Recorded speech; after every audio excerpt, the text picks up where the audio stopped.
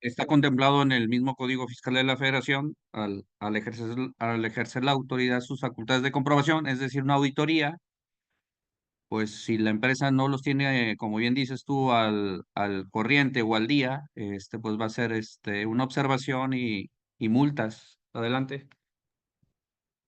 Sí, expresamente es así como lo señalas, ¿no? Eh, existe un, quizá por diferentes razones, un desconocimiento en cuestión del libro de actas, en cuestión de, por ejemplo, y por citar algo sencillo que todo el mundo conoce, oye, ¿sabes qué? El accionista aportó, no sé, hizo como durante el ejercicio de enero a octubre de este año hizo 20 aportaciones. En cada mes hizo 5 millones, 10 millones, 8 millones, etcétera, ¿no? Pero nunca se protocolizó cada aportación, ¿no? Es más, ni siquiera se asomaron a ver si estamos en presencia de una sociedad mercantil. Obviamente, se tiene que hacer todo un protocolo. Es decir, en la Asamblea de Accionistas, de acuerdo al numeral 178-206 de la Ley General de Sociedades Mercantiles, señala puntualmente, ¿no? En esa tesitura, pues tenemos la obligación desde la parte del órgano supremo, en este caso, la Asamblea de Accionistas, ¿sí? Pues tiene que haber una orden del día, tiene que haber un quórum, tiene que cumplir una serie de requisitos que obviamente que muchas veces como contadores ignoramos, ¿no? Máxime hoy en día que las cosas se están poniendo un tanto hostiles de acuerdo a todo lo que se viene suscitando dentro de, de lo que es todas las visitas domiciliarias, actos de fiscalización y demás, pues se complica un poquito el asunto, ¿no? ¿Cómo ves, Ramiro? Sí, efectivamente, creo yo ahí, bueno, no creo, estoy seguro que ahí quien debe estar atendiendo ese tipo de cuestiones muy particulares sería propiamente un licenciado en Derecho que debe estar, o ya sea parte integrante de los trabajadores que debe tener el contribuyente, hablando, por ejemplo, de una empresa, una persona moral, o en su defecto asistirse de una licenciado en Derecho que ejerza en forma independiente, pero al final del día se debe estar realizando esa actividad, como bien explicas, Hugo, muy importante. Adelante. Sí, y de ahí se desprende que obviamente dentro de las asambleas de accionistas, pues también la que es un punto muy coloquial, ¿no? Oye, ¿sabes que vamos a repartir dividendos? Y simplemente hacen los flujos, la misma gente de la empresa, digamos, eh, los administradores, contadores, socios, etcétera, se reúnen. ¿Sabes qué? ¿Cuánto va a ser? No, pues hace el cálculo. No, pues toca tanto, vamos a repartir tanto. Esperen un momento. Aquí en ese sentido, de acuerdo a la misma legislación mercantil, pues obviamente se divide en la parte de lo que es asambleas ordinarias o extraordinarias, ¿no? Sí. Y en ese contexto, pues tenemos que ver que las extraordinarias se dirimen eh, en ciertos puntos y las ordinarias se discuten o se nombra un administrador, etcétera. Sin embargo, en las extraordinarias se ven casos de fusión, escisión, disolución, etcétera, ¿no? Incluso hasta el cambio de un objeto social, ¿no? Y para eso, obviamente, debe existir un quórum, ¿no? Debe existir que la asamblea de accionistas sea un 33% de acuerdo a su capital social. Entonces, antes de repartir un dividendo, se tiene que elaborar el acta de asamblea, porque recordemos que eso funge para lo que es demostrar, acreditar materialidad. si no demostramos este concepto, nos vamos a enfrentar a puntos bastante onerosos. Adelante, Ramiro. Es correcto, Hugo. De hecho, el punto, como bien dices, medular es el instrumento, en este caso el acta de asamblea, que viene a dar fe de lo que evidentemente está sucediendo en esos aspectos dentro de la sociedad o la persona moral.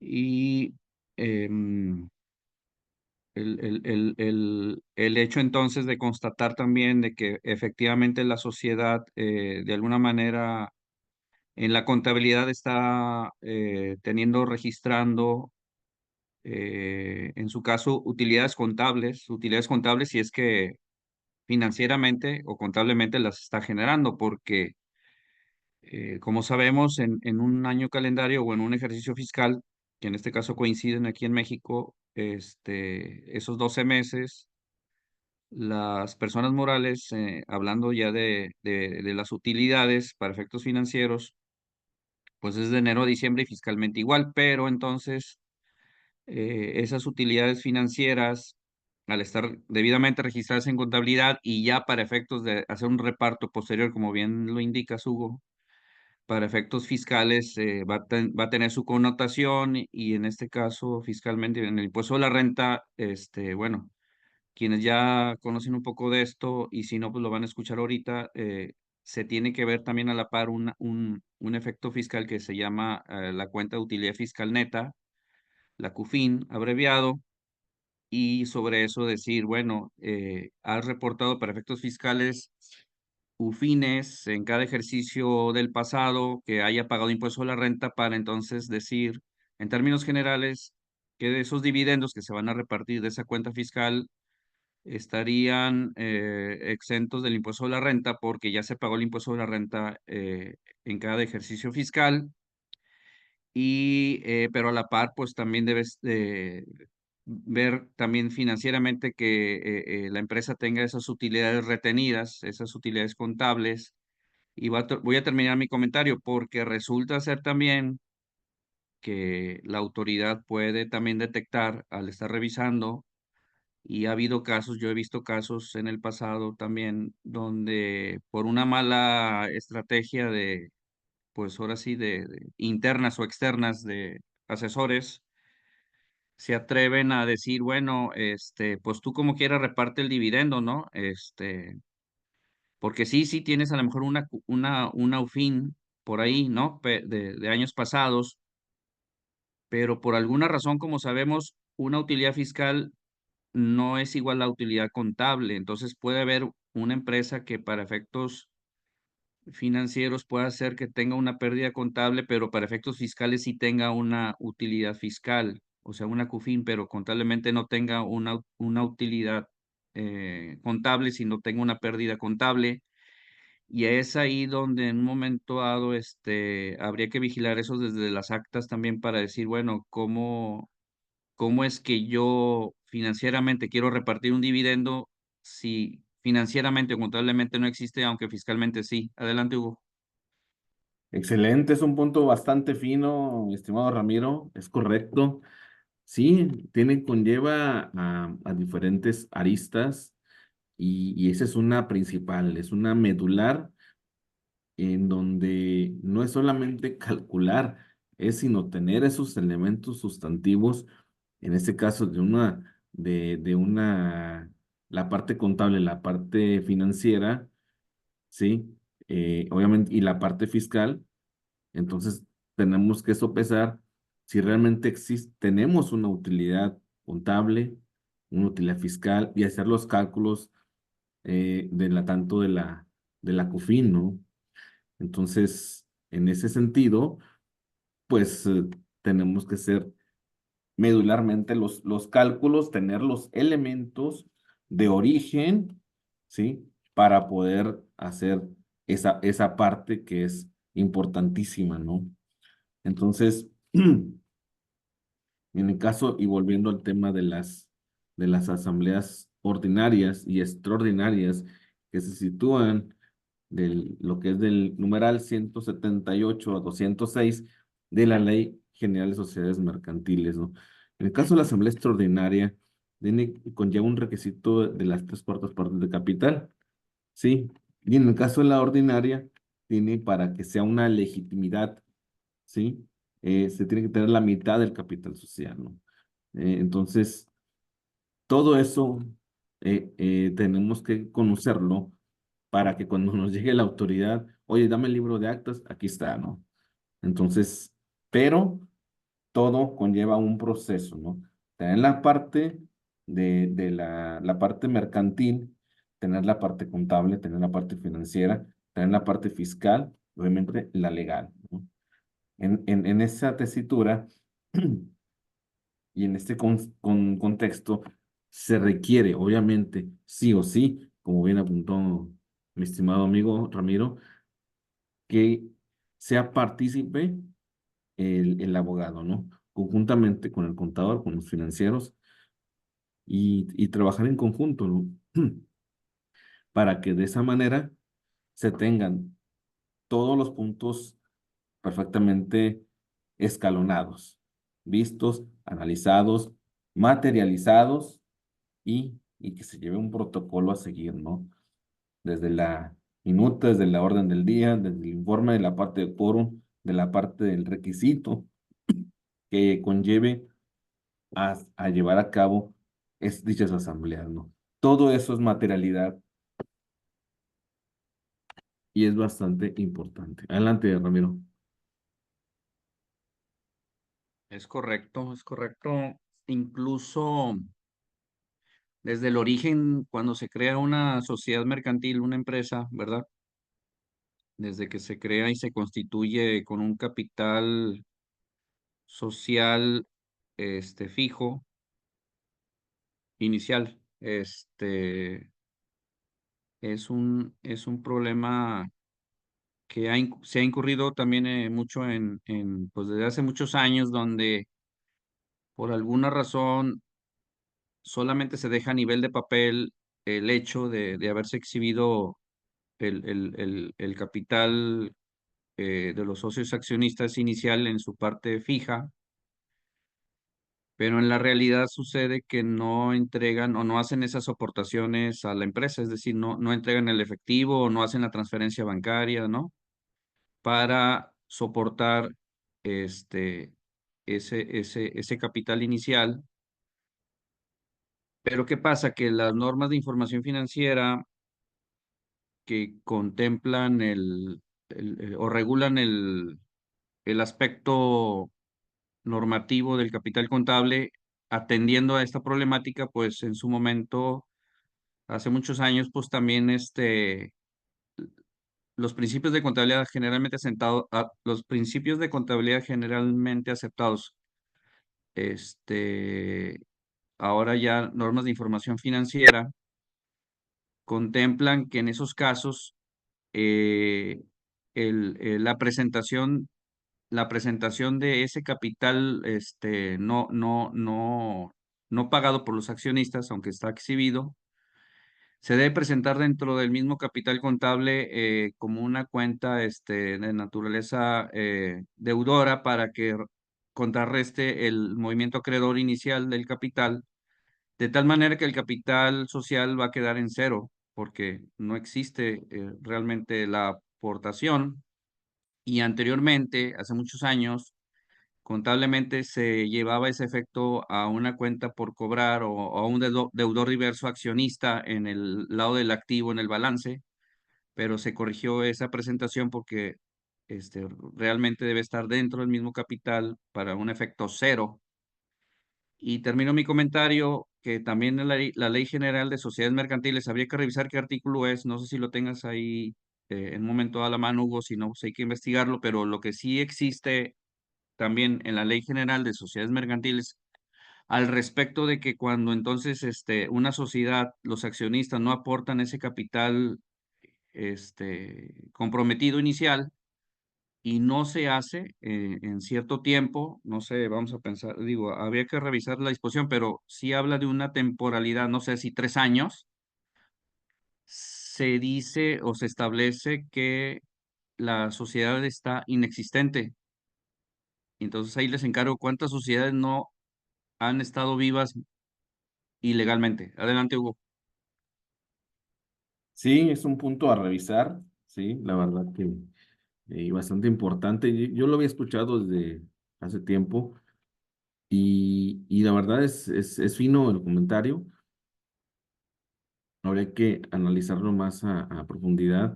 Incluso ahorita que dices esa parte, me ha tocado ver en la revisión que hacemos en las empresas, hasta parece que nos ven como peor que la misma autoridad, pero al final de cuentas, pues es parte de nuestro trabajo, de irnos hasta las entrañas de cada empresa.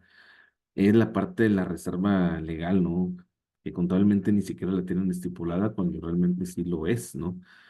Creo que es un 5%, y bueno, muchísimas empresas no tienen esa parte, ¿no? Y el SAT se está fijando también en eso. Pero bueno, ya es salirnos un poquito del contexto y volviendo a la parte de lo que es la temática de las actas de asamblea, incluso en caso de que no se pudiera llegar a una convocatoria, se puede iniciar nuevamente.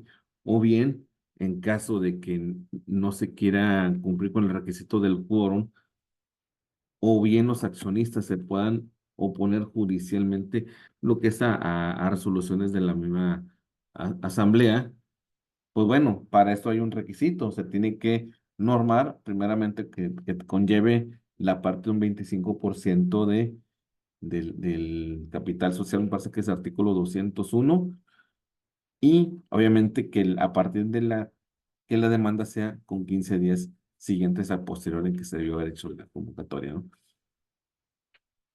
Entonces, son puntos que realmente están en la misma ley general de sociedades mercantiles y que son bien importantes tener en cuenta, máxime porque el 2025 pinta aún para una mayor fiscalización, sobre todo en esta transición, que no vamos a hablar aquí de política, pero sí es importante a manera de extrapolar un poquito el tema de la reforma al Poder Judicial, que dicho sea de paso, eh, sobre todo a la afectación que va a suscitarse a los contribuyentes en caso de que se vayan a juicio a través de créditos fiscales firmes y donde prácticamente la autoridad va a decir si sí o si no van a proceder, ¿no? Lo que prácticamente eh, es evidente que no solamente estamos en una crisis constitucional, sino ya estamos dentro de la crisis constitucional. Adelante, Ramiro.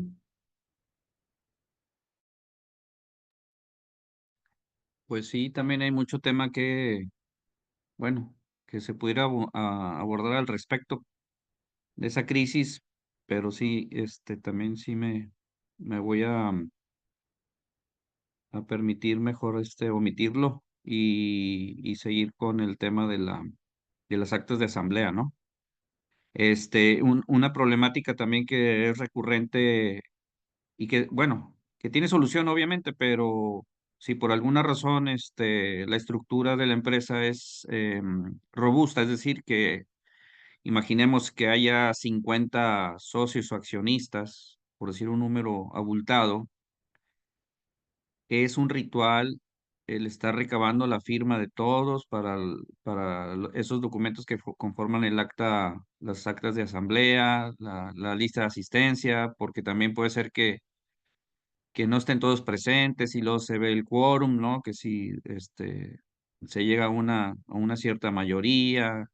Entonces, es un trabajo también muy importante de lo que tiene que hacer entonces el licenciado en Derecho en preferencia y no es, bueno, y sí recalco, no es una labor que deba corresponder al contador general o al contador de la empresa, pero lamentablemente sucede que pues los dueños también a veces dicen, no, pues que el contador haga todo, ¿no? Entonces, ahí les encargo, adelante, Hugo.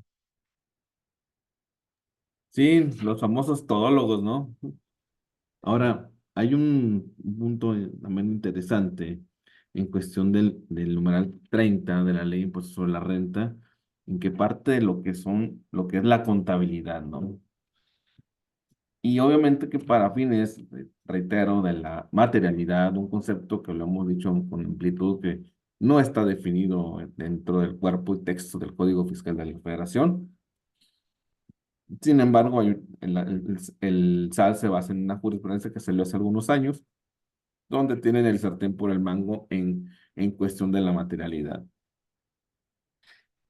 Y aquí voy con esto al libro de actas, ¿no? Sí, como les comentaba al inicio del programa, nos ha tocado revisar empresas que llegamos y solicitamos ese libro. Solicitamos que todas las aportaciones estén reguladas. En caso de dividendos, solicitamos todos los requisitos emanados de la Ley General de Sociedades Mercantiles antes de ver la parte contable, de ver la parte financiera, la fiscal y la legal. Pero solicitamos siempre en ese mismo tenor, es esa parte, ¿no? Y el 98-99% de las empresas no la tienen.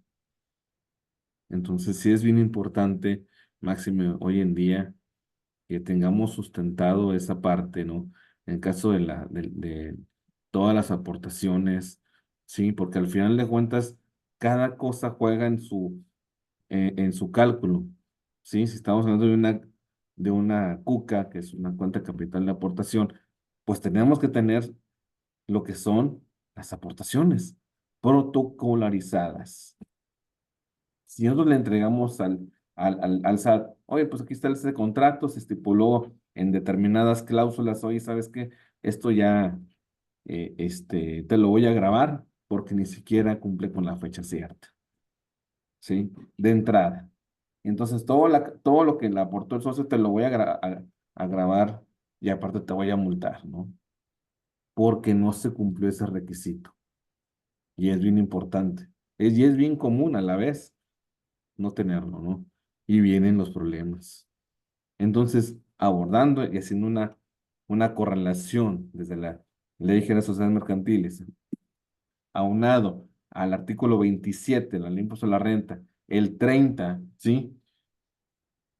Conlleva, conjuntamente con el 28 del Código Fiscal, 33 del Reglamento del Código Fiscal, la inclusión del libro de actas que juega un papel importante dentro de la contabilidad para demostrar, acreditar la materialidad. Adelante, Ramiro. Mm. Fíjate que ahí podemos abordar también el tema de que esas actas de asamblea, pues ¿cómo se llama? Ordinarias y extraordinarias, ¿no? La, la, mm, a la luz de la misma Ley General de Sociedades Mercantiles, hace también el apunte, ¿no? O la precisión de qué características lleva esa distinción y desde ahí pues hay que tener cuidado, ¿no? Qué es lo que se asienta en cada una de esas actas según lo que esté sucediendo, ¿no?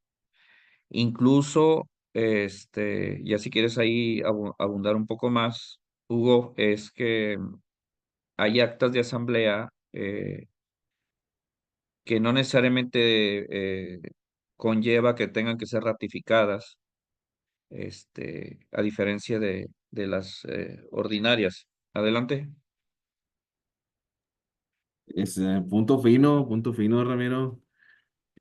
Sí, sí, algo hay de eso. Digo, aquí lo que veo muy primordial es lo que hemos comentado en algunos cursos, cómo abordar esa parte de la materialidad. Vamos a suponer, eh, se discute a través de una asamblea extraordinaria en cuestión de emolumentos, en cuestión de erogaciones, operaciones, etcétera. Diferente tipo de actos, ¿no? Ok, se pone en la orden del día, se pone en la minuta, se hace todo el informe, los firman tanto el presidente como el secretario, etcétera, etcétera. Se cumplen los requisitos de la Ley General de Sociedades Mercantiles y lo que se acuerde ahí, ¿sí? Lo vas a llevar a otro documento, ¿sí? A un contrato, donde se estipule esas operaciones, pero que vienen a robustecer, a incluirse lo que se dirimió y lo que se llegó a una resolución, se incluya dentro del contrato. Y con eso robusteces, fortaleces lo que es la materialidad y evitas muchísimos problemas, pero muchos. Si la verdad, si todo el mundo lo hiciera, sería otra cosa y el SAT no tendría, al menos por ese lado, por dónde buscar.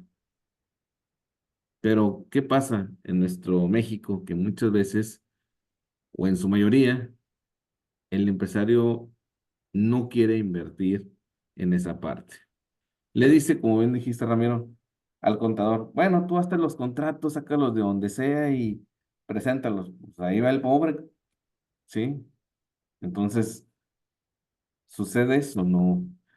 Y vienen los problemas porque no están ni ratificados, no cumplen con la fecha cierta, aunque en algunos aspectos sean documentos privados. Pero el problema es que la jurisprudencia que salió hace algunos años, para efectos, le dio traste a todo, ¿no? Pudiera ser un tanto defendible, pero muy cuestionable, ¿sí? Por eso ya todo el mundo mejor prefiere ratificar, aunque conlleva un costo, sin duda, pero creo que es un costo menor al que te puede imputar la autoridad. Habría que analizar cada caso en particular, pero sí es importante tener esos elementos. Adelante, Ramiro. Pues sí, em, pues la materialidad, pues esa palabra contundente que en el Código Fiscal de la Federación no existía, pero bueno, ya se venía de alguna manera practicando, ¿no? Cuando la autoridad te dice, pues, muéstrame estos documentos, y bueno, como que le puso como dicen, le puso al niño de nombre Jorge, o sea, le puso ya nombre, que es la materialidad. Em, Fíjate que eh, cuando las empresas de alguna manera incurren pues ahora sí, en pago de dividendos, pero que esa es la parte también de que a lo mejor en las actas de asamblea no se refleja realmente, en mi opinión, debiéndose reflejar, ahora sí, como dicen los abogados, o el punto y la coma, ¿no? O sea, en el aspecto fiscal, es decir, que ante una reducción perdón, una reducción de capital o un pago de dividendos, financieros y fiscales, se debe de apuntar en las actas de asamblea el detalle de lo que incurre tanto contablemente como fiscalmente, y no dejarlo como que muy así, al aire. No sé qué opinas al respecto, Hugo, porque me ha tocado ver eso. Es decir, se tiene que precisar qué parte no causó impuesto a la renta porque viene de la CUFIN, o si son utilidades que vienen después del año 2014, entonces viene una retención adicional del 5% o el 10%, ahí corrígeme, pero ese es el tema de detallar en el acta de asamblea todos esos pormenores. Adelante, Hugo. Andas con todo, Ramiro, ¿eh? Sí, exacto. O sea, se tiene que detallar porque no podemos dejar nada en el tintero, ¿no? Sí, efectivamente es el 10% en caso de la retención a partir del 2014 por ahí de uno de los transitorios de ese ejercicio. Así es.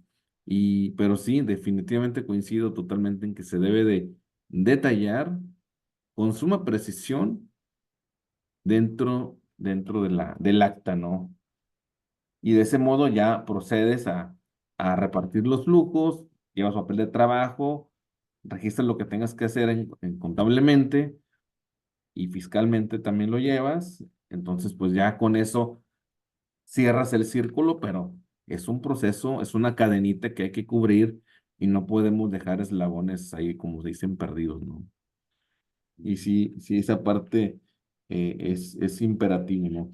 Por ahí también hay otro punto, digo, ya se acerca al final del programa, pero el artículo 79, fracción octava de la Ley de Impuestos sobre la Renta, señala un punto que también se ha venido comentando en cuestión de no asentar en el acta el RFC de los socios, ¿no? Y que estén, obviamente, que coincida con su constancia de situación fiscal. Anteriormente o hace muchos años no estaba este requisito, ¿no? Después fue cuando crearon el 32 TR, Quar del Código Fiscal en cuestión del beneficiario controlador, etcétera, ¿no? Pero en ese sentido, sí, en todas las actas constitutivas debe estar ceñido el nombre, el RFC dentro del cuerpo del acta constitutiva.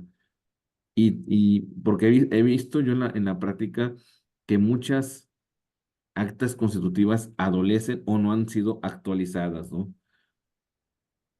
E incluso también, digo, haciendo una pequeña analogía, en una de las cláusulas en la parte de arriba o en las primeras, en muchas actas señala todavía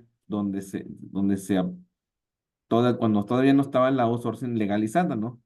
Dice servicios de personal y etcétera, etcétera, y que eh, cosas de esas, laborales, ¿no? También ese punto se tiene que actualizar, ¿no? En cuestión de las actas constitutivas y revisarlas porque muchas se quedaron en el tintero de hace como sus 40, 50 años y ahí se quedaron, no fueron actualizadas, no fueron modificadas a lo que está inmerso en las disposiciones fiscales y legales, ¿no? Adelante, Ramiro. Es correcto, Hugo. Fíjate que un tema también importante, porque partimos de un punto muy, muy fino que bien dijiste del reparto de dividendos, ¿verdad? Me tocó a mí ver en la práctica un caso, bueno, hace muchos años, este, y que para aquel entonces, te estoy hablando de, no sé, 1990 ya existía una tesis, te mentiría si ya tenía la característica de jurisprudencia, ¿verdad? Porque ya una cosa es una tesis aislada y otra cosa es una jurisprudencia después de tener cinco tesis en el mismo sentido, ¿no? Corrígeme ahí si me equivoco, pero bueno, el tema es que la empresa XYZ había repartido dividendos y el SAT, al ejercer sus facultades de comprobación, le dijo o le observó, ¿verdad? En esa auditoría y le determinó un crédito fiscal porque resulta que esos dividendos que entregó a los accionistas, el flujo del dinero no provenía precisamente de la cuenta bancaria que en ese momento debía tener la empresa derivado de una situación financiera sana. Es decir, que en este caso los recursos que eran pues también muy cuantiosos se hizo allegar de un préstamo bancario, la persona moral, y con ese préstamo bancario le pagó a los accionistas sus dividendos.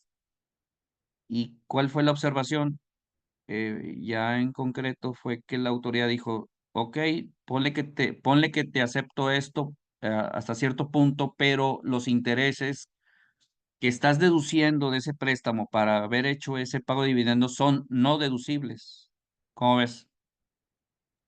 Sí, sí, la verdad que es otro punto interesante. Sí, definitivamente, bueno, en primera instancia, tesis y jurisprudencia sí hay diferencias, ¿no? En cuestión de lo que comentas del caso aludido, sí hay unos antecedentes, ¿eh? Sí me tocó llegar a ver algo similar y ahí sí me recuerdo haber visto algo de algunas tesis, tesis o criterios de la Corte en cuestión de esos años y estaban muy interesantes en ese sentido, ¿no? Por otra parte, haciendo seguimiento con el tema, está el artículo 169 de la Ley de Impuestos sobre la Renta, ¿no? Hay un punto donde el interventor judicialmente puede convocar asamblea de accionistas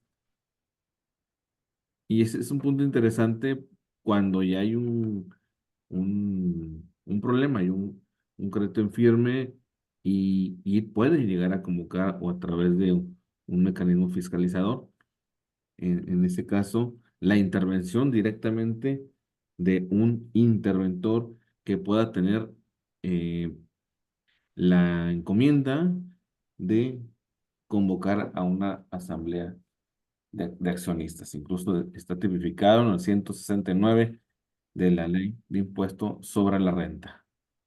Adelante, Ramiro. Bueno, pues ahora sí que ya nos dieron las 9, como dice la canción, y nos dieron las 10 y las 11, la 1, las 2 y las 3. Sí, Creo que hemos abordado temas muy finos, muy precisos, socio Hugo. Te sí, agradezco la emisión de este programa y la participación de la gente colegas que nos acompañan, agradecerles también. sí. Bueno, damos por finalizado la sesión de hoy. Eh, la vamos a subir a nuestro canal para que esté grabada.